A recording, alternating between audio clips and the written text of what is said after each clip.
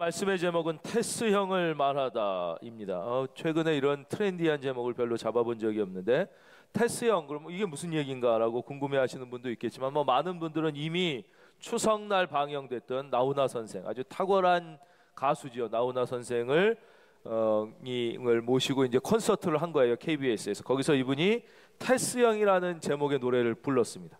테스형은 이미 많은 분이 아시겠지만 소크라테스를 의미하는 것이며, 소크라테스에서 그 끝에 테스만 딴 다음에 테스, 그 친근형 어미 형을 붙인 거예요. 누구누구 형, 규호 형 이러듯이 소크라테스를 테스형이라고 붙였죠. 예, 제목도 그렇고 가사의 파격성도 놀랍지만 더 중요한 것은 이 대중가요의 가사 속에 담겨져 있는 인생의 본질에 대한 철학적 질문 때문에 이 노래가 많은 사람의 거의 초미의 관심사가, 언론에도 대중에도 관심사가 되어 있는 것입니다. 저도 이 노래를 듣고 되게 충격을 받았는데 그 중에서 특별히 두 번의 가사, 두 군데의 가사에서 바로 인생의 본질을 묻는 그 철학적 질문을 발견했고, 물론 어떠한 철학도 질문은 하지만 정답을 줄 수 없어요. 오직 하나님만이 정답을 주실 수 있는데 오늘 그 성경에서 그 답을 찾아보고 본문 속으로 들어가려고 합니다. 너 자신을 알라는 얘기를 소크라테스가 했다는 얘기를 모르는 사람은 없을 것입니다. 그러나 소크라테스가 너 자신을 알라는 이 화두를 던졌다는 것을 모두가 알지만 문제는 너 자신, 내 자신을 제대로 아는 사람은 거의 없다는 것입니다. 우리는 왜 내 자신을 알 수 없는 것일까요? 인간은 원래 자기 자신을 알 수 없게 창조되었기 때문입니다. 왜냐? 내가 내 자신을 창조하지 않았기 때문에 내가 누구인지를 모르는 게 당연한 것입니다. 쉽게 설명을 드리면 모든 발명품은, 마이크 자체는 자기가 어떤 존재인지를 알 수 없습니다. 마이크를 만들어낸 발명한 발명가가 왜 만들었으며 무엇 때문에 만들었으며 너의 기능은 무엇인지를 얘기해 줄 수 있는 유일한 존재인 것이죠. 마찬가지로 인간은 그 누구도 자기가 자기를 창조하지 못했기 때문에 태초에 하나님이 천지를 창조하시느라 하나님이 자기 형상, 곧 하나님의 형상을 따라 사람을 만드시고 남자와 여자를 창조하셨으니 골로새서 1장 16절 만물이 그 하나님으로 말미암아 나왔고 from God, 만물이 그를 위하여 창조되었으니 for God, 모든 존재는 하나님으로부터 창조된 것입니다. 그래서 우리를 창조한 하나님을 만나 그분의 음성을 듣기 전까지 어떠한 존재도 내가 누구인지를 알 수 없는 것이죠. 여러분, 하나님을 만났습니까? 아직 하나님을 만나지 못했습니까? 하나님을 만나시기를, 그와 동행할 수 있기를 주의 이름으로 축원합니다. 모든 인간은 하나님이 창조하셨고 모든 것, 그래서 인생에 대하여 조금이라도 정확한 답을 알고 후회하지 않는 사람다운 삶을 살기 원하는 사람은 반드시 기억해야 되는 명제가 있습니다. It's not about you라는 것입니다. 이 세상은 너 때문에 시작된 것이 아니고 네가 주인공이 결코 아니며 네 인생은 너로부터 시작된 것이 아닙니다. It's all about God입니다. 태초에 하나님이 천지를 창조하셨기 때문에 우리가 창조되었고, 태초에 하나님이 하나님을 위하여 all from God, 모든 만물은 태초에 하나님으로부터 나왔고, 골로새서 1장 16절 후반절 all for God, 모든 것은 하나님을 위하여 창조되었기 때문에 하나님을 만나고 하나님이 내가 하나님을 위하여 어떻게 살기를 원하시는지를 발견하기까지 인생은 그 누구도 자기 자신을 모릅니다. 너 자신을 알라고 질문했던 소크라테스조차도 자기 자신을 알 수 없는 이유는 하나님을 만나지 못한 인간은, 여러분 이미 하나님을 만났습니까? 그와 동행하시기를. 아직 만나지 못했습니까? 예수 그리스도를 통하여 반드시 만날 수 있기를 주의 이름으로 축원합니다.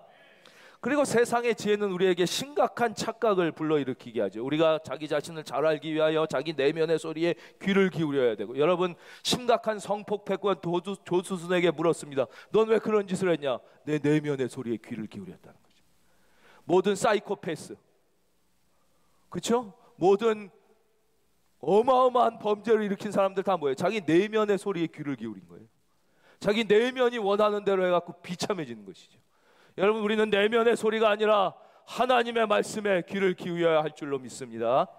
하나님의 말씀에 귀를 기울여 억지로 테레사처럼 사는 것이, 내 내면에 귀를 기울여 성폭행범으로 사는 것보다 훨씬 더 존귀한 인생임을 믿으시면 아멘.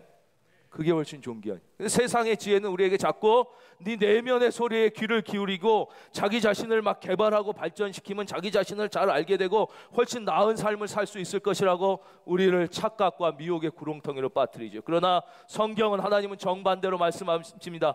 우리가 언제 내 자신을 제대로 깨닫게 되는가, 언제 내 자신을 온전히 얻게 되는가, 언제 내가 진짜 나다운 삶을 살 수 있게 되는가, 그것은 바로 희생, 자기 희생으로만 가능하다고 말씀하세요. 오늘 주신 말씀 다음 절 25절, 누구든지 제 목숨을 구원하고자 하면 잃을 것이요. 여기서 제 목숨은 100년도 안 되는 육체와 그 육체 안에 갇혀있는 우리의 정신을 의미하는 것이에요.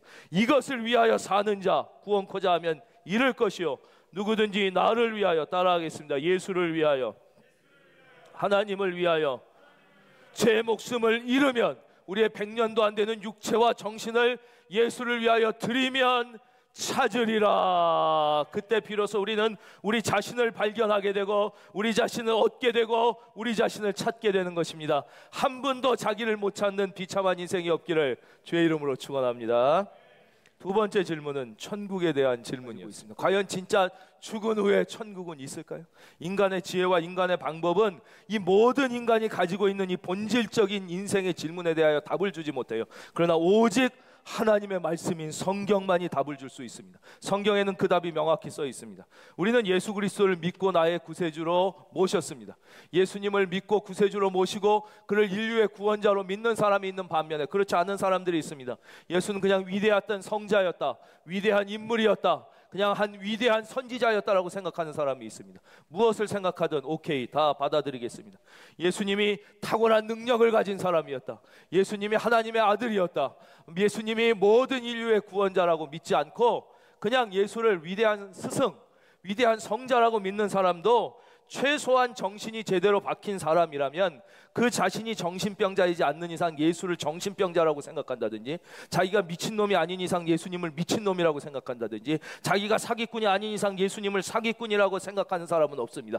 최소한 아무리 예수 그리스도를 인류의 구원자로 믿지 않는다라고 할지라도 제대로 된 인간은 예수님을 거짓말장이요, 사기꾼이요, 정신병자요, 미친놈이라고 생각하지는 않지요. 바로 그 예수님이 뭐라고 성경에 말씀하셨습니까? 마태복음 3장 2절, 회개하라 천국이 가까이 왔느니라. 마태복음 5장 3절, 심령이 가난한 자는 복이 있나니 천국이 그들의 것이기. 마태복음 16장 19절, 내가 천국 열쇠를 내게 주리니 내가 땅에서 무엇이든지 매면 하늘에서도 매일 것이요. 마태복음 18장 3절, 이르시되 진실로 너희에게 이르노니 너희가 돌이켜 어린아이들과 같이 되지 아니하면 결단코 천국에 들어가지 못하리라. 마태복음 24장 14절, 이 천국 복음이 모든 민족에게 증언되기 위하여 온 세상에 전파되리니 그제야 끝이 오리라. 천국이 없다면 예수님은 사기꾼이요, 천국이 없다면 예수님은 거짓말쟁이요, 천국이 없다면 예수님은 미친놈인데, 여러분 예수님은 미친놈이 아니지 않습니까? 예수님은 하나님의 아들이시지 않습니까? 천국은 반드시 있음을 믿으시기를 주의 이름으로 축원합니다. 그래서 우리의 문제는 천국이 있을까 없을까 고민하는 세상 사람들과 같으면 안 돼요. 세상 사람들은 천국이 있을까 없을까 갈등하고 고민하고 그 문제에 대한 답을 찾으려고 인생의 대부분을 허비하지만, 그리고 인생의 마지막 불안해하고 두려워하지만, 우리는 천국이 있음을 믿고 천국을 향하여, 천국을 위하여 멋지게 사는 인생, 하나님은 여러분이 그렇게 살기를 원하고 계십니다. 하나님은 천국이 있냐 없냐 그거 고민하지 말라는 거예요. 예수님이 분명히 있다고 하셨어요. 예수님이, 여러분 하나님의 아들임을 못 믿는 사람도 최소한 예수님이 거짓말쟁이요, 사기꾼이요, 미친놈이라고 생각하는 사람은 진짜 자기가 미친놈 아니고는 없잖아요. 어떤 현인도 어떤 철학자도 어떤 사람도 예수님을 거짓말쟁이라고 한 사람은 없지 않습니다. 그 예수님이 천국이 있다고 지금 마태복음에 몇 군데만 찾아도 이렇게 여러 번 반복하셨어요. 여러분 죽은 다음에 천국이 있을까 없을까 더 이상 고민하지 말고 천국은 분명히 있어요. 천국에서 면류관 얻기 위하여 믿음으로 사시길 주의 이름으로 축원합니다. 이제 오늘 본문 말씀 24절이에요. 이에 예수께서 제자들에게 이르시되 누구든지 나를 따라오려거든 자기를 부인하고 자기 십자가를 지고 나를 따를 것이냐. 즉 믿음의 본론.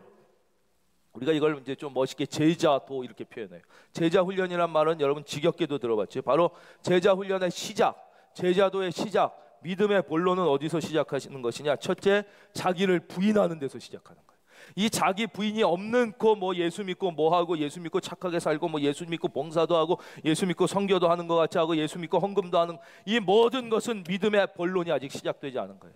육상으로 치면 육상 트랙 밖에서 지금 몸 풀고 있는 정도지 아직 트랙에 못 들어온 거예요. 축구 손흥민이 아직 그라운드에 들어오지 못하고 그라운드 밖에서 몸 푸는 정도예요. 다른 예수 믿고 내가 모든 걸 한다 그래도 자기를 부인하지 않으면 아직 믿음의 길의 본론은 시작되지 않은 거예요. 제자도의 길은 시작되지 않은 거예요. 제자 훈련의 길은 시작되지 않은 거예요. 바로 자기를 부인하는 여기서부터 시작돼요. 많은 사람들이 예수를 믿고 내가 이제 하나님의 자녀로서 거룩하고 능력 있고 기쁘고 행복하게 인생을 살고 믿음 생활을 하기를 원하지만 대부분의 절대 다수가 그렇게 살지 못하는 이유는 바로 이 첫째 단추인 자기를 부인하는 믿음의 본론에 들어가지 못한 상태에서 서론에서 계속 헤매기 때문에 그런 거예요. 첫째 예수를 제대로 믿는 본론의 첫 걸음은 자기를 부인하는 거예요. 따라하겠습니다. 자기 부인. 자기를 부인하는 거예요. 자기를 부인하는 거. 에베소서 4장 22절. 너희는 유혹의 욕심을 따라 썩어져가는 구습을 따르는 옛사람을 벗어 버리고 오직 너희의 심령이 새롭게 되어 하나님을 따라 의와 진리의 거룩함으로 지으심을 받은 새 사람을 입으라. 유혹의 욕심을 따라 썩어져가는 구습을 따르는 옛사람. 즉 우리 모두는 본질상 진노의 자식들이에요. 우리는 아담의 원죄로부터 태어나서 날마다 죄를 짓고 죄 속에서 살아가는 본질상 진노의 자식들이에요. 우리가 예수님 믿고 구원받았지만 아직 이 옛사람을 벗어버리지 않으면 우리는 이 본질상 진노의 자식의 구렁텅이에서 계속 있는 것이에요. 여러분 원죄를 인정하지 않습니까? 오케이, 여러분의 의견을 받아들일 수 있습니다. 왜 아담이 진 죄가 내 죄입니까? 여러분 그렇다면 여러분이 얼마나 많은 자범죄를 범하고 있습니까? 여러분이 아침부터 저녁까지 하는 여러분의 그 악한 생각과 악한 표현과 자기의 욕심만을 따라 생각하는 그 모든 것을 24시간 여러분의 내면과 외면의 행동과 언어 생활을 만약에 찍어서 유튜브에서 24시간 돌린다면 여러분 우리는 죄 중에 잉태되어 죄 중에 태어나 죄 안에서 살아가고 있는 본질상 진노의 자식이에요. 그래서 성경은 뭐라 그러냐? 너희는 유혹의 욕심을 따라 썩어져가는 구습을 따르는 옛사람을 벗어버리라는 거예요. 여러분이 인정하고 싶든 인정하기 싫든 우리 모두는 바로 유혹의 욕심을 따라 살고 있어요. 이걸 다른 영화적 표현으로 쓰면 욕망이라는 이름의 기차를 타고 The train named by desire. 다 여러분이 이상이라는 거짓말로, 꿈이라는 거짓말로, 미래라는 거짓말로, 그렇죠, 비전이라는 거짓말로 포장하고 있지만 그 본질은 여러분의 욕망을 실천하기 위해, 욕망을 실현하기 위해서 욕망이라는 기차를 타고 100년도 못 되는 인생을 달려가는 거예요. 그래서 모든 인생에 예수 그리스도를 본질적으로 만나지 못한 모든 인생의 끝은 허무와 좌절과 비참함뿐이 없는 것이. 우리는 바로 이 욕망이라는 기차에서 뛰어내려야 합니다. 예수님의 손잡고 욕망이라는 기차에서 과감히 뛰어내리십시오. 주님이 여러분을 지켜주실 줄로 믿습니다. 이게 자기를 부인하는 거예요. 자기의 비전, 자기의 꿈, 자기의 이상이라고 포장된 그 다 여러분의 욕망이에요. 욕망. 그렇죠? 그 욕망이라는 기차에서 내려와야 되는 거죠. 두 번째, 자기를 부인한다는 것은 그럼 이 욕망이라는 기차에서만 뛰어내리면 되는 거냐? 그건 아니에요. 그런 사람들은 우리는 TV에서 가끔 봐요. 자연인이다라는 프로그램이에요. 나는 자연인이다. 그렇죠. 한국의 중년 남자들이 제일 좋아하는 프로그램. 시청률이 중년 남자들 제일 높대요. 여러분의 아버지 또래, 제 또래 이런 남자들이 그거 보면 너무 좋아하는 거예요. 자유를 느끼는 것 같고 정말 세상의 욕망으로부터만 그냥 벗어나서 그 사람들은 막 거기서 풀 캐고 막 옷도 막 그냥 계속 한 1년 내내 같은 거 입고 막 나무떼기 떼고 그래도 남자들이 막 그걸 부러워하는 거예요. 그 사람들이 욕망이라는 기차에서 이제 뛰어내린 건 맞아요. 그러나 그렇게 사는 게 잘 사는 거냐? 그렇게 성경은 말씀하지 않아요. 이 자기를 부인한다는 것은 첫째 욕망이라는 기차에서 뛰어내리지만 거기서 끝이 아니에요. 그것은 자기를 부인한다는 것 두 번째로 적극적으로 하나님을 긍정한다는 것이. 자기를 부인한다는 것은 적극적으로 하나님을 긍정한다는 것이. 설명해 드리겠습니다. 내 자신의 주인이 내가 아니라 하나님이심을 적극적으로 긍정하고 하나님의 통치를 적극적으로 받아들여 하나님의 말씀대로 살기로 결단하고 순간순간 찬양과 말씀과 기도 속에서 나에게 들려주시는 그 음성에 순종하기로 결단하며 할렐루야, 그렇게 사는 것이 자기를 부인하는, 즉 내 욕망의 기차에서 뛰어내릴 뿐만 아니라 적극적으로 하나님을 긍정하여 내 삶의 주인이 내가 아니라 하나님이심을 인정하고 그의 통치를 나의 마음속에 기쁘게 받아들여 사는 것, 그것이 바로 자기를 부인하는 거예요. 두 번째, 바로 제자도의 길, 믿음의 길은 자기 십자가를 지는 거예요. 자기를 부인하고, 누구든지 나를 따라오거든 자기를 부인하고, 둘째 자기 십자가를 지고. 십자가, 예수님이 십자가를 지셨어요. 그건 무슨 뜻이에요? 예수님은 아무 자기의 죄가 없으셨지만 모든 인류의 죄, 나와 여러분의 죄를 대신 지시고 십자가에서 죽으신 거예요. 이건 쉬운 일이 아니에요. 이건 예수님에게도 쉬운 일이 아니었어요. 그래서 예수님이 그 십자가에 지시기 전에 아버지, 할 수 있으시거든 이 잔을 나에게서 지나가게 하여 주옵소서 할 정도였어요. 쉬운 일은 아니에요. 바로 이것이 예수 믿는 길, 제자도의 길이라는 거예요. 많은 사람들이 오늘 이 땅의 비극을 누구의 문제다, 누구의 문제다, 누구의 문제다, 누구의 문제다라고 얘기해요. 옛날에 보면 뭐 이 땅의 분단의 비극은 저 소련 놈 때문이다, 뭐 아니 저 일본 놈 때문이다, 저 뭐 미국 놈 때문이다, 저 중국 놈 때문이다, 뭐 너희 때문이다, 뭐 누구 때문이다, 막 이렇게. 요즘엔 뭐 이 시대의 문제는 뭐 정치인 때문이다, 경제인 때문이다, 뭐 누구 때문이다, 뭐 또 뭐 노동자 때문이 막 서로 다 얘기하는 거예요. 너 때문에 문제가, 뭐 저 정당 때문이다, 이 정당 때문이다, 뭐 시대가 이렇기 때문이다, 뭐 우리나라의 경제적 위기도 다 뭐 미국 때문이다, 뭐 별 얘기를 다 해요. 그리스도인이 자기 십자가를 진다는 것은 무엇이냐? 자기의 죄가 아니라 민족의 죄, 자기의 문제가 아니라 이웃의 문제와 아픔을 자기의 죄라고 생각하고 대신 이 민족의 분단, 지금 결혜의 아픔을 나의 죄 때문이다, 내가 제대로 믿지 못하고 내가 말씀으로 살지 못하고 나의 죄 때문이라고 인정하고, 민족의 아픔과 죄를 위하여 내가 눈물 흘려 기도하고 눈물 흘려 찬송하고 눈물 흘려 말씀 앞에 무릎을 꿇는 것, 여러분, 그런 그리스도인이 민족을 살립니다. 이 땅을 살립니다. 여러분에게 조국의 미래가 있음을 믿으시기를 바랍니다. 오늘 이 땅의 비극은 바로 미국 때문이 아니에요. 중국 때문도 아니에요. 정치인 때문도 아니에요. 경제인 때문도 아니에요. 바로 나 때문이라는 것이죠. 비록 내가 그 죄를 짓지 않았어도, 예수님이 죄 짓지 않으셨잖아요. 그러나 인류의 죄를 기꺼이 대신 지신 거죠. 그리스도인으로 산다는 것, 참 제자도라는 것은 무엇이냐? 내가 범하지 않은 죄도 기꺼이 내 죄로 내가 지고 그 고난과 고통에 기쁘게 동참하면서 하나님 앞에 눈물로 나아가는 삶, 이게 자기 십자가를 지는 삶이에요. 우리는 또 가까이 우리 가족의, 우리 가문의 비극과 저주와 아픔을 경험할 수 있어요.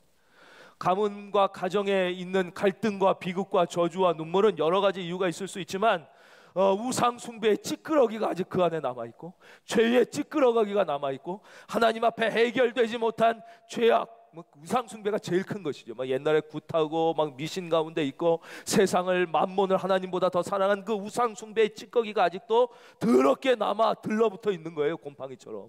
그래서 가정에 비극이 있고 눈물이 있고 저주가 아직 있어요.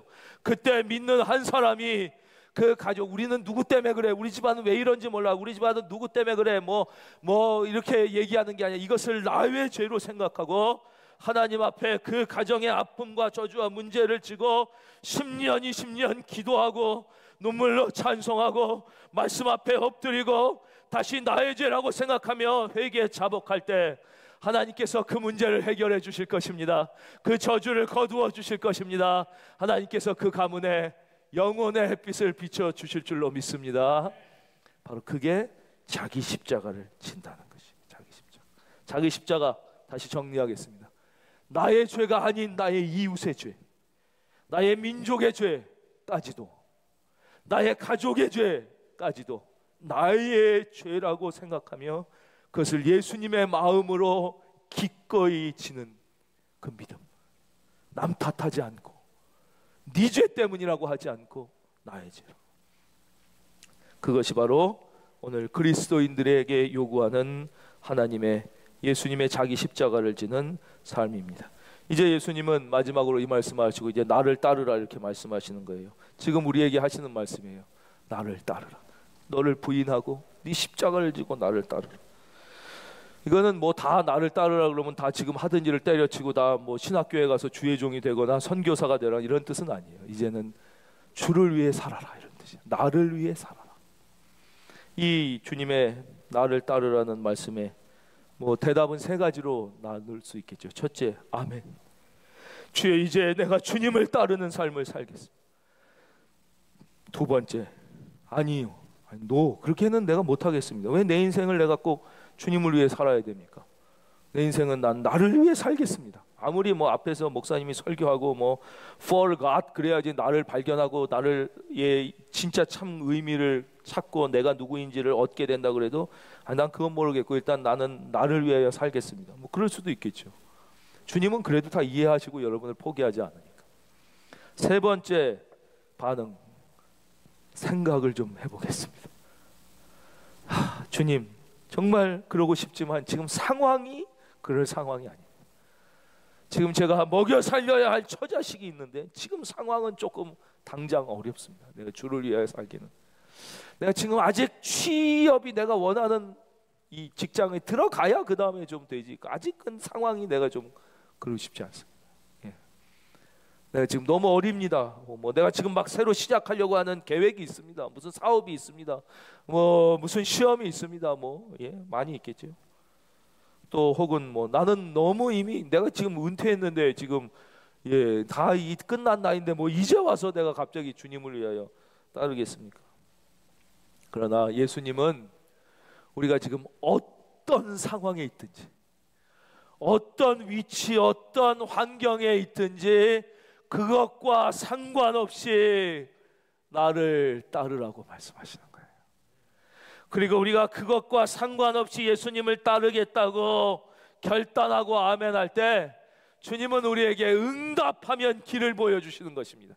우리가 어떤 상황에 있더라도 그 상황 속에서 주님을 위하여 살 수 있는 길이, 그 일이 반드시 존재함을 할렐루야 주님은 분명히 알게 해 주십니다.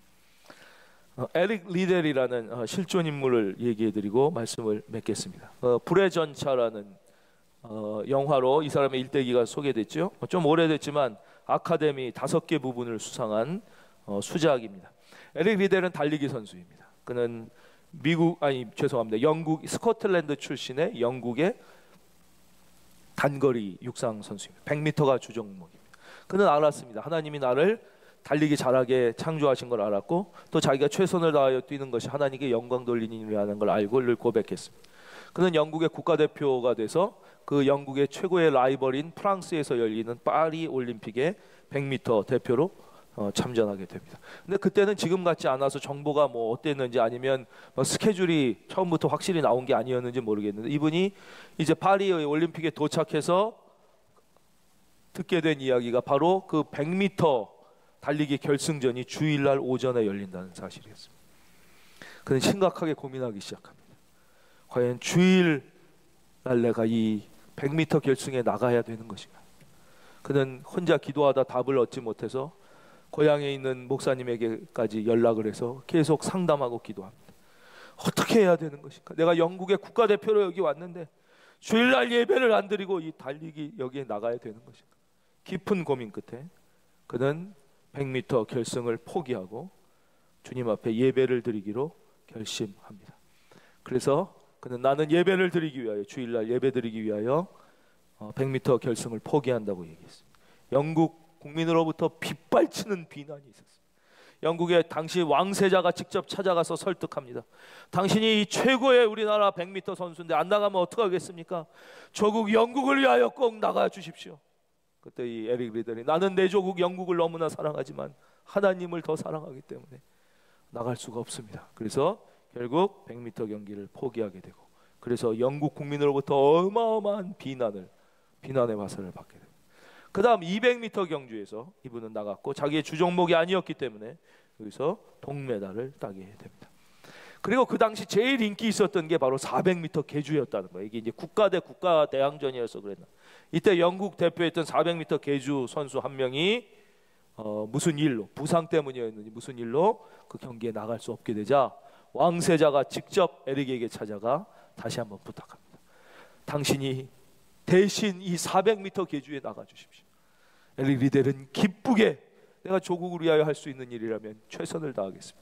400m 계주에 나가게 되고 마지막 파이널 주자로서 엄청난 실력을 발휘하면서 세계 신기록을 세우면서 이 400m 계주에서 금메달을 자기 조국 영국의 품에 안기게 되고, 이로써 그는 다시 영국의 영웅 그리고 올림픽의 영웅으로 금메달리스트가 돼서 금이 환영하게 된다는 거예요.